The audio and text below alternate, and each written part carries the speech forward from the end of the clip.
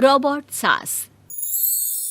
शहर में रिश्तों की कमी और अपनों के प्यार की कमी लगभग हर घर में है। किसी को अकेलापन अच्छा लगता है तो किसी को ये काटने दौड़ता है। देखो राधा, तुम भले ही गांव की हो, लेकिन यहाँ शहर में सभी को साथ लाकर रखना पॉसिबल नहीं है। हाँ, लेकिन प्लीज किसी को तो बोलो हम लोगों के साथ रहें। तुम सारा दिन ऑफिस और मैं घर पर पकती रहती हूँ। अरे तो किसी सहेली को बुला लिया करो, बातें कर लिया करो। किसको बुलाऊं? कब तक बुलाऊं? तुम सासू माँ को बोलो ना आकर यहाँ रहे। ठीक है, बात करता हूँ मैं उससे। रवि ऑफिस चला जाता है और अपने दोस्त से कहता है, यार बीवी ने माँ को शहर बुलाने की जिद कर रखी है। अब सोच रहा हूँ कि ऑफिस से दूर जाकर कहीं कोई घर ले लो किराए में। अब 2 कमरे का मकान तो पास में महंगा ही पड़ेगा ना। पर यार गांव की लड़कियों को शहर शादी करके लाओ तो यही दिक्कत होती है। वो लोग समझ ही नहीं पाती कि शहर की जिंदगी कितनी मुश्किल है। सबकी अपनी अपनी परेशानी है। अब मेरे वाले को देख लो, वहाँ के ऑपरेशन के लिए 2 हफ्तों के लिए लेकर आया था। बीवी ने तो इतना हंगामा किया कि माँ को 1 हफ्ते में ही वापस भेजना पड़ गया। सोच रहा हूँ कि माँ को फोन करूँ और कहूँ कि आ जाओ। क्या पता सास की चिक चिक सुनकर वो भी माँ को गांव भेज दे। आखिर औरतें तो औरतें ही होती है ना। किसे सास के साथ रहना पसंद होगा। बात आई गई हो जाती है। राधा रवि के पीछे एक बार फिर पड़ जाती है। वो 210 वाली है ना? हाँ, क्यों, क्या हो गया उसे? उसकी सास कल आने वाली है। बड़ी खुश थी कि वो अब दिन भर बच्चे को सास के पास रखकर घुमा फिरा करेगी। लेकिन हमारी तो किस्मत ही फूटी है। हमारी सास कब आएगी कि ये सुख हम भी ले सके। देखो, मैं माँ से बात कर लेता हूँ, लेकिन माँ हमेशा के लिए कैसे आएगी? कोई और तरकीब सोचो ना। एक काम करो ना, मुझे गांव छोड़ दो, मैं चली जाती हूँ। कम से कम सास का सुख तो देख लूंगी। लेकिन ऐसा कहाँ हुआ कि कोई सास बहू एक साथ सुख से रहे। रवि तो जानता था सब, लेकिन करता क्या। पर कहते हैं ना, पति का दिमाग है, चलेगा तो सही।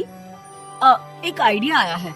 क्यों ना मैं माँ की शक्ल सूरत का एक रोबोट लाकर दे दूं, जो राधा के साथ बिल्कुल सास वाला व्यवहार करे। मजा ही आ जाएगा।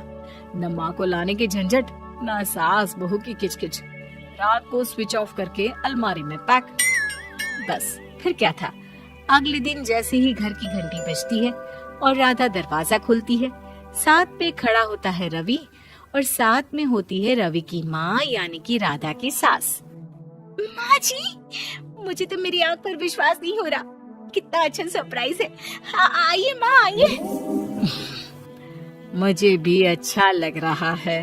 मैं भी खुश हूँ, मैं भी खुश हूँ, मैं भी खुश हूँ। दरअसल रोबोट सास की बैटरी ढीली होने के कारण वो एक वाक्य को रिपीट करने लगती है।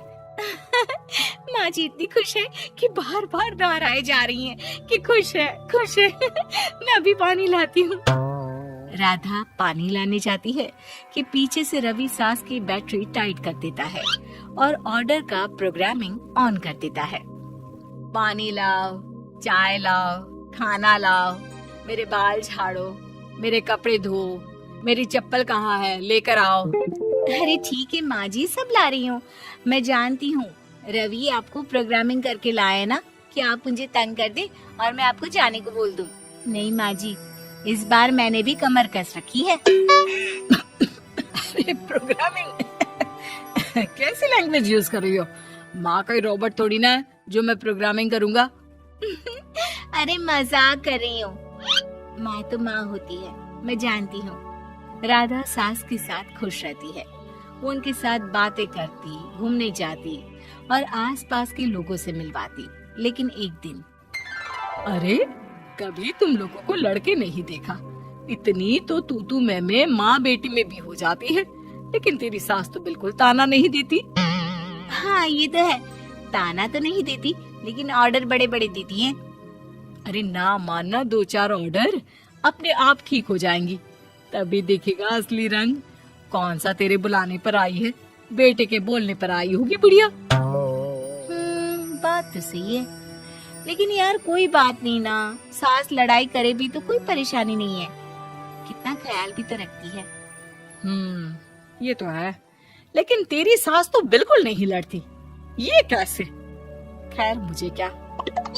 पड़ोसन तो चली जाती है, लेकिन राधा के मन में सवाल छोड़ जाती है कि ये सास सास है भी कि नहीं। रात में राधा रवि से कहती है, मैं ना माँ जी के पैर दबा कर आती हूँ। अरे लेकिन वो तो मैंने अलग कर दिया है। क्या क्या कैसे कहा? नहीं, मेरा मतलब कहाँ कभी माँ का पैर गांव में रहा करता था, तो मैंने काट कर मतलब माँ को शहर ले आया ना। Okay okay. रवि चैन की सांस लेता है कि चलो कुछ तो बहाना मिला, लेकिन कब तक। रवि रोज माँ के पैर दबाने के बहाने रॉबर्ट को कमरे में ले आता और डिसमेंटल करके रख देता। एक रोज, मैं आज माँ जी की कोई बात नहीं मानूंगी, देखती हूँ कैसे नहीं लड़ती। अरे ऐसी भी सास किस काम की जो खटर पटर ना करे। सास का डिमांड मोड ऑन होता है। खाना दे दो, पानी दे दो, नाश्ता चाहिए। लाई माँ जी। मैं ना देने वाली खाना पानी। लेकिन समय बीतता जाता है, दोपहर और फिर शाम और फिर रात। बहू सास को कुछ नहीं देती, लेकिन रॉबर्ट सास कुछ नहीं कहती। रात को जब रवि घर आता है, राधा रो रही होती है। अरे क्या हो गया? तुम्हारी माँ ने मुझसे लड़ाई की, खूब खरी खोटी सुनाई। मैंने तो आज सुबह से खाना भी नहीं खाया है। रवि समझ जाता है कि राधा झूठ बोल रही है, क्योंकि खरी खोटी वाली प्रोग्रामिंग तो उसने की ही नहीं थी। मैं माँ से बात करता हूँ, तुम परेशान मत हो। रवि रॉबर्ट माँ को लेकर कमरे में चला जाता है। वो उसे डिसमेंटल करके रख ही रहा होता है कि राधा, चलकर देखती हूँ माँ जी कहीं रवि को मेरे खिलाफ भड़का तो नहीं रही है। वो जैसे ही कमरे के अंदर जाती है, डर जाती है। सास के पुर्जे पुर्जे अलग थे। रवि, ये क्या है? ये माँ रॉबर्ट थी, तुमने ऐसा क्यों किया रवि? कुछ नहीं राधा, मैंने जितना अपने दोस्तों से सुना था कि शादी के बाद वैसे तो सब ठीक रहता है, लेकिन जब माँ और बीवी लड़ते हैं तो पति का बुरा हाल कर देते हैं। और मैं ना सुकून से रहना चाहता था, बस इसलिए।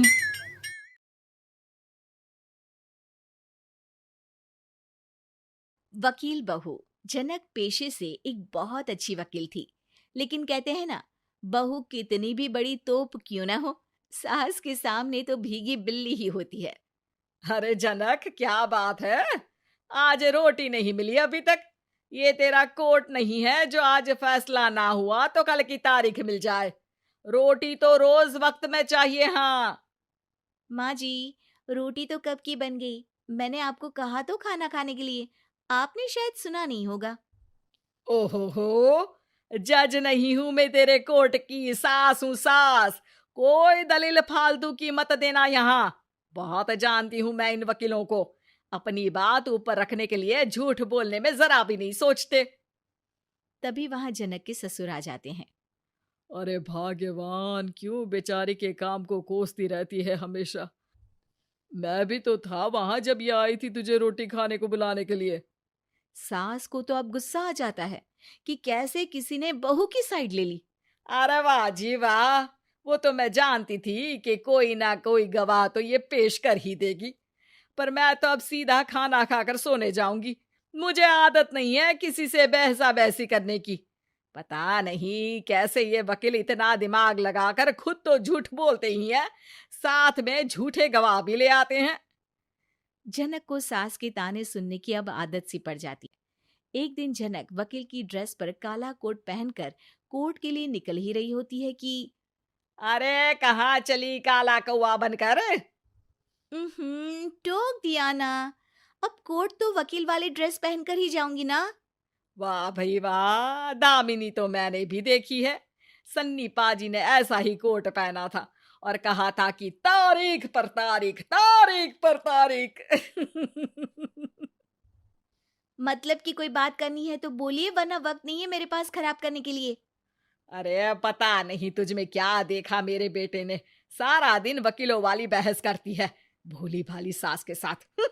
अच्छा सुन, जो इतनी बहस मेरे आगे करती है ना, जरा अपने बॉस से कर ले, जो 1 साल भी ना हुए तेरी शादी को और काले कपड़े पहना दिए। अंदर जा और लाल कोट पहन कर आ, पता तो चले कि नई नवेली शादी हुई है।